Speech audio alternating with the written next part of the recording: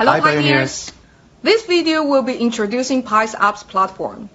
Let's look at why we need an apps platform.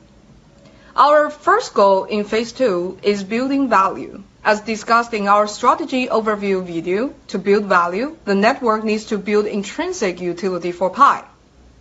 By enabling people to spend Pi to exchange for real value and products at scale, be it entertainment, access, influence, knowledge, or buying and selling real goods and services. To create a full-fledged ecosystem that mirrors the breadth and scale of traditional economies, it's impossible to have all applications built by the core team alone. So our strategy is to decentralize the development of the Pi's ecosystem through the apps platform. For example, if Pi's marketplace are necessary to facilitate and scale healthy Pi transactions, members of the community or external parties can create Pi apps of different marketplaces that vary by region, language, or different types of services and goods. While the core team can't be experts in all varieties of apps, our global community and external parties can be. Pi core team will focus on providing the platform to facilitate others who are more specialized in specific domains to build those apps, such as e-commerce, logistics, supply chains, gaming, real estate, and financial services. In addition to the platform, Pi core team will only develop a few key Pi apps that are closely tied to Pi's vision and community building. Based on our initial research, third-party developers of decentralized applications are very excited to tap into and contribute to Pi's ecosystem through the platform, because Pi's philosophy of user accessibility and large active global community are a rare resource in the crypto space. So what will the apps platform look like? The apps platform will allow third-party developers to build applications that facilitate structured transactions using Pi. The apps platform can include both apps that are built within Pi network, called Pi apps, as well as external applications that are able to integrate Pi into their payment options, and we call those Pi payments. Pi apps will be hosted within the Pi interfaces, for example, similar to Facebook apps, Messenger apps, or WeChat mini programs. Some categories of potential Pi apps that can be hosted within the Pi interface include financial services apps for Pi. So these are applications that allow pioneers to access the emerging world of decentralized finance.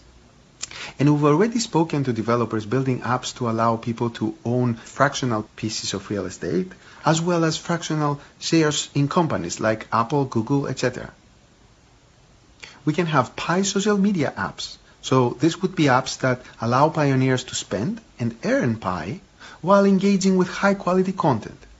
We are especially interested in creating additions to the current chats system that curate for higher quality conversation.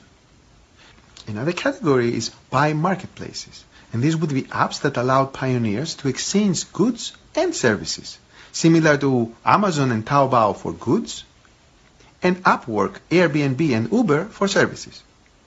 Also, Pi games. This could be apps that allow pioneers to spend Pi to play fun and engaging games, similar to how gamers today spend traditional currency inside their other games. Some examples of Pi payments include a QR code system that allows local retailers to accept payment in Pi, or your favorite local website creating a new Pay with Pi button, and who knows, someday, maybe even Amazon will create a Pay by Pi button and will put it on their own website. Let's talk about how we will implement apps platform. We will start with the focus on applications that are built directly on Pi network, Pi apps. Only when we construct a robust, viable Pi ecosystem through Pi apps can we attract external traditional industries to integrate Pi payments into their platforms. We will work alongside Pi community to identify the most promising applications to be listed on the platform. To avoid a Wild West situation where unchecked individuals taking advantage of fellow pioneers, the selection of the apps will involve community vetting, and peer reviews to try to achieve relevance, quality, and trustworthiness. The development of the apps platform will begin in the second quarter of 2020. The application process for third-party developers is expected to open by the end of quarter 2, 2020. The in-app transfer pilot proved the need for apps platform that allows safe and efficient transactions using Pi and reduces abuses. The findings of the pilot mean that we will have to slow down the enrollment into the in-app transfer pilot until more apps are added to the platform that scale transactions of real goods and services, and when we design safeguards needed to prevent further abuses. While we will be slowing down the enrollment in the in-app transfer pilot, we will expand KYC after Pi Day, as KYC will still be necessary to participate in other Pi programs. Being KYC'd will no longer automatically enable in-app transfers, but will increase pioneers' probability of being selected to the in-app transfer pilot later as more apps are added to the platform. Being KYC'd will also be required for eligibility to run certain versions of Pi nodes on testnet. We will present an update on the node in our next video and why it's important for Pi. 快手，拥抱每一种生活。